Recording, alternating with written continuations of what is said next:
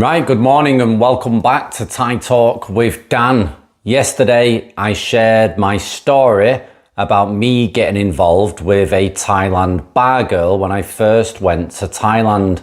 As most of you know, I had been living in Thailand in total for 9.5 years. On this channel, I've shared other people's stories and my own stories, over 900 across the last few years. So I wanted to mix up the content a little bit and be honest a lot more on this channel, be a lot more real in order to try and help people that have just recently got involved in relationships in Thailand, or they feel like something's off within their own relationship.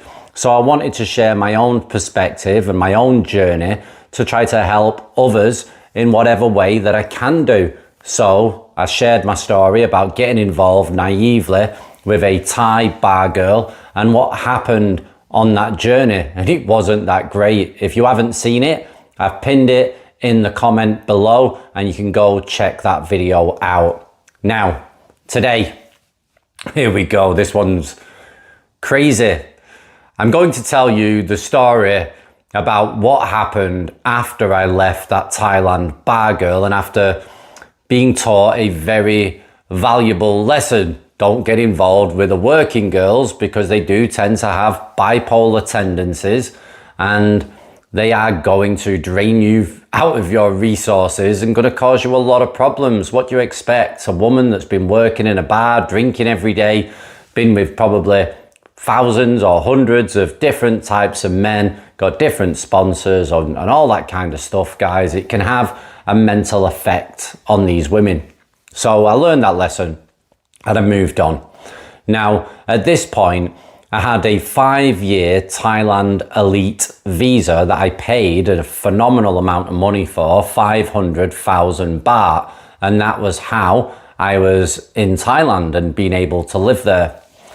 So I had the option to do whatever I wanted in Thailand within limit. And I was a single guy. So I went traveling around on my Kawasaki Ninja 650 and I went touring around, staying in different places. And I started to chat to girls online and tried to be a little bit more careful this time around. And I'd been chatting to a girl for a while who was half Thai, half Chinese. I'd spoke to her on video call many times. We were contacting each other every day. She had a great sense of humor. She was absolutely beautiful and incredibly sexy. And her English was okay. And I thought, half Thai, half Chinese. She works, she's got a normal job, she makes money, and she's cute, funny, and just, yeah, brilliant. So I decided to go and travel to go and meet her in Sisaket, which is in Isan. So I travelled there on my motorbike and met her at a restaurant and we got on great. We hit it off straight away and it felt like there was a strong connection. And there were rooms that you could stay in at this restaurant. So I booked a room and had a fantastic night. Now this woman was extremely passionate and it's probably the best bedroom action that I've ever had in my entire life. So she just knocked me out, basically, guys. I mean, this woman was just phenomenal. She looked great, she seemed great, and she was extremely great in the bedroom. So that progressed quite quickly, and I ended up getting an apartment in a place called Warin, which is in between Sisaket and Ubon Ratchathani. So I get an apartment there. She's with me near enough every single day. She's a bit wild, a bit crazy, but she's incredibly fun. And I didn't think too much into it. I just enjoyed my time that I spent with her, and we ended up being attached by the hip. And it was great. It was fun and exciting and ultimately passionate, guys. It was that sold it to me. It was just the best ever, and it was constant, and it was, you know, every day. 2-3 times a day. Anyway, I don't need to go into details, but you can get your head around it. My head was spun, and we did that for about 4 months. We had little trips away to Pak Chong which is in Korat. Beautiful little place. Got like a little house there to rent with its own swimming pool and stuff, and just spent a lot of time like getting closer to each other and blah blah blah blah blah, all that soppy stuff, yeah, and all the bedroom action. So we got really close. Everything was great, everything was wonderful, and this was the best woman I'd ever met in my entire life. And my head was, yeah, it was gone. So then she tells me, I can't remember properly, but she had to go to Chiang Mai for some kind of business, and asked if I wanted to go with her. She would get a flight and I was going to travel down on my motorbike and drive there, which is a long trip from Warin, which is basically Ubon Ratchathani. It's a 2-day trip. You're driving for 9 hours constantly, then getting your head down, and then waking up in the morning and driving for another 9 hours. It was something like that. Very difficult drive, but I did it. And I met her in Chiang Mai city, and we had one night out in Chiang Mai. We went out and she ended up getting quite drunk, and she was smoking the old broccoli as well. In a Thai bar. I was the only foreigner there, and she managed to generate friends quite quickly, female friends, other Thai women, white skin, trying to look high-so and look beautiful, etc. And I wasn't really feeling it, and it got to about 1 o'clock, and I told her that I wanted to go back home, or go back to the hotel. Now she didn't want to come. Yeah, she basically said, I want to stay. I met some good friends. I'm having fun. And she was drunk as well. And I said, listen, I don't want to leave you here drunk. I mean, it does look a little bit seedy, this Thai bar. It looks a bit weird. And it was down a quiet alley in a quiet place and stuff. And I didn't really want to leave her.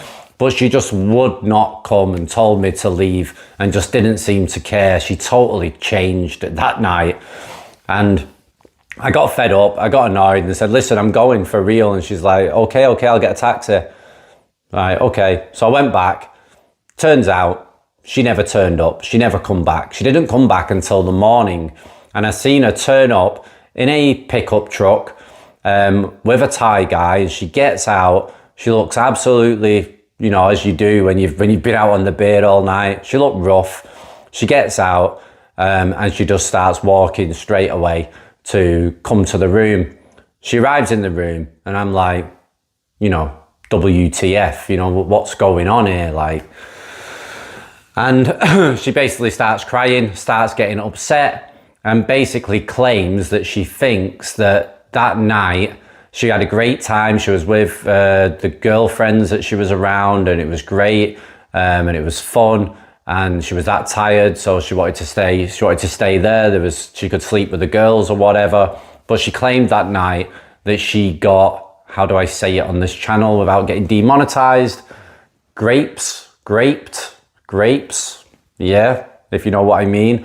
So it's basically, she claims that she thinks that happened to her, and that stopped me like going off my head about what had just happened. So I kind of like had to calm down and deal with that problem, that issue. So I'm on about going to the police or going reporting it or doing something about it, or we'll go back and we'll go find him and all that kind of stuff that you would normally say.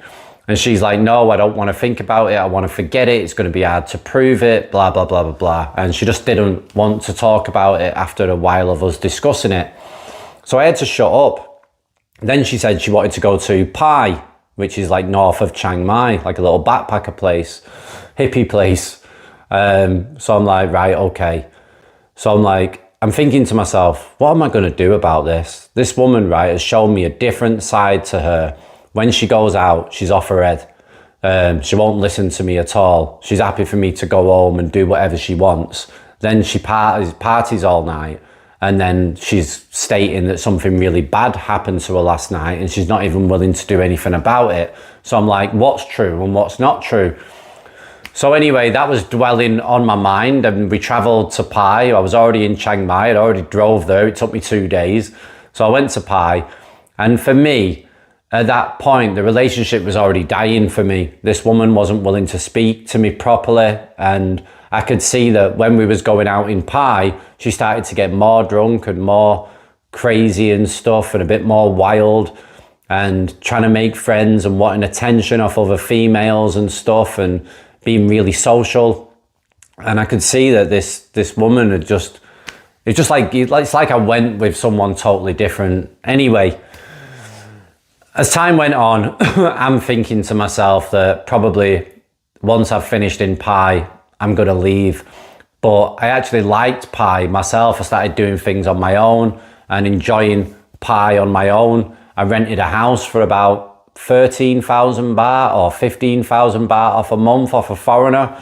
Really beautiful house, nice decking in the back garden, overlooked all the rice fields. It was really relaxing. So I rented this house. Anyway, this girl then basically says to me, I've got something to tell you. And I'm like, what? She goes, my ex-boyfriend's here. I'm like, right. Your ex-boyfriend is in Pi? And she goes, yeah, he's staying at that resort that me and you always go to. I'm like, right. And she goes, I've got a business with him and I rely on that money that I generate with him, this business. And my whole family relies on it because I'm kind of like the breadwinner of my family. So I'm like, right. So yeah, I didn't like that, but she had to go and meet this guy and she had to do this work with this guy and blah, blah, blah. And then she'd come home after she'd been there for a few hours to do work and I didn't like it. And I was already fed up with the whole situation from what happened in Chiang Mai and what's going on now in Pi with this guy. And then anyway, cut long story short, she ends up not coming back at night time and then telling me that she has to stay there all night because they're working so late and she's tired and she just wants to get her head down. He doesn't know about me and she don't want to cause any problems. And then I'm like, nah, this is getting weird. Anyway, to cut long story short again, he ends up finding out about me and he wants to meet me, wants to talk. So we meet and almost kicks off straight away. But then very quickly, he learns that he's been lied to about me. And I learned that obviously I already know that I've been lied to about him. So both of us weren't being malicious to each other in any way. We both didn't have a clue. And it's all down to her basically. So she joins in the conversation and basically turns around and says that she loves me with all her heart and she loves him also. So he's shocked. I'm like, what the hell's going on? I'm just thinking, just get me out of here. I'm done, me. I'm done. I'm not really bothered anymore. This is me. I'm done. But this guy, you could still see that this guy wanting to try to get his head around it and fix it somehow. So cut long story short again, this guy basically says, listen, people can love two people at the same time. And I've spoken to her on my own. I've listened to what she's has to say, and I do believe 100% that she loves you, and she also loves me. So I think there's a way that we can work this out. Right? What's that way? So he's basically trying to state to me that we could all live as some kind of bloody happy family. He could stay at the house with her in Sisaket. I could live on the farm that they've got, and they've got an house there where I could stay, and we could kind of like share this woman. And I'm like, am I in some kind of bloody Twilight Zone or what? So anyway, this guy has to go away to some other bloody province to do some work, and it gives me time to speak to Sarai on my own. So I speak to her and I'm like, what's going on? Can you be honest? Just be honest with me. I'm sick of all the lies. I'm tired. I'm bored of it. And I'm ready to like rock and roll. I'm ready to go. Yeah. So just be straight with me and give it to me straight. What's going on really? I said, because the woman that I knew was not like this. That 4 months that I spent with the woman back then was totally different to the woman I'm seeing now. Even your personality, everything's changed. And she just basically said to me that, listen, Dan, we're a poor family. I've got 3 brothers that I have to take care of. I've got a father who's quite old now. I've got a fish farm. I've got a struggling business. And this guy has invested money into the house that I'm living in with my brothers. Her father's in a separate house on the farm. And he's paid for the car that all the family use. and he's invested a lot of money into the fish farm side of the business as well. So she cannot afford to lose that. And I wasn't paying this woman anything. Yeah, paying for drinks, food or whatever when I spent time with her, but I wasn't giving her a salary or doing anything like that.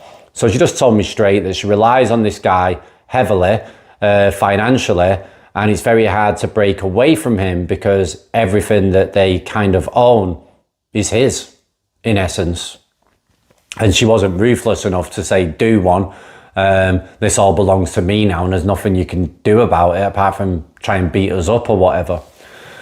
So she says to me that she's had enough. She's tired that she has to take care of everybody and she has to live this kind of life and she can't do what she wants to do. And then she says, can we just run away together? And I actually thought about it for a second. And she was serious. She's like, can I just run away with you? I'll grab a bag, get on your bike and just go. Just go somewhere far away and just see what happens and just get on with life.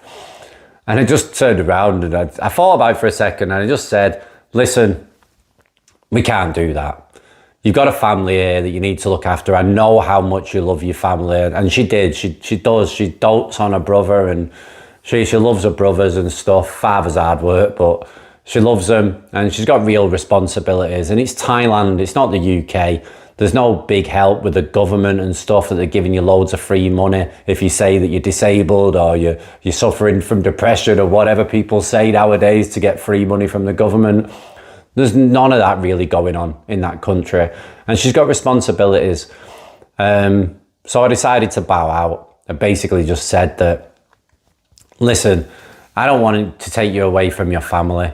I don't want to do all this. I think the best thing for you to do is to try to fix your life as best as you can and give her some advice where I tried not to bring myself into the equation and just give her the best advice that I could really. And then I just disappeared when he got back just to make it easier because he was back. That's when I decided just to all of a sudden jump on my bike with my backpack and they just see me drive off in the distance. And then that was me done with that relationship.